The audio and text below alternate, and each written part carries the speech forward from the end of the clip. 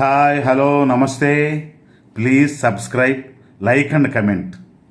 డబ్బెవరికి ఊరికే రాదని ఆ గుండు బంగారంగట ఆయన ఎంత నిజం చెప్పాడో అలాగే నిద్ర కూడా ఎవరికీ ఊరికే రాదు మిత్రమా.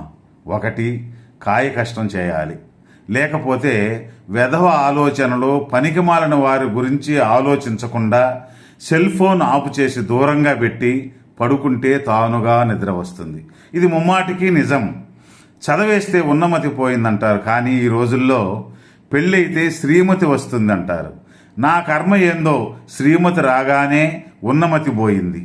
అలారం కొట్టినా కూడా ఎవరో అమ్మాయి అనుకునే రోజులివి.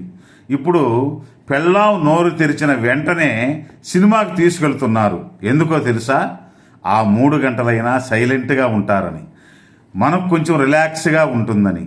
జీవితంలో ఎన్నో మెట్లుంటాయి. అన్ని మెట్లు ఎక్కుతామని గ్యారంటీ లేదు.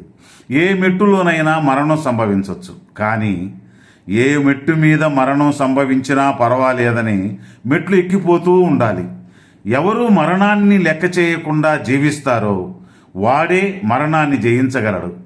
మరణం అంటే ఎంత మంచి కవితకైనా ఫుల్ స్టాప్ ఉంటేనే అది నిండుగా ఉంటుంది. అలాగే ఎంత గొప్ప జీవితానికి కూడా మరణమనే ఫుల్ స్టాప్ ఉంటేనే నిండుదనం వస్తుంది. కానీ అది జీవితమంతా అనుభవించిన తర్వాతే ఉండాలి, అర్ధాంతరంగా ఉండకూడదు.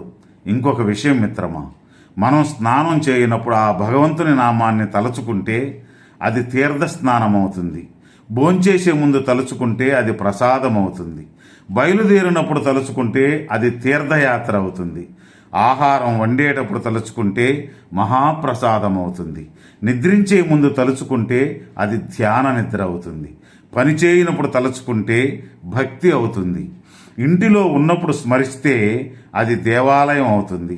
ఈ 6 సార్లు స్మరించుకో, నీకు మరణాంతరం స్వర్గం లభిస్తుంది.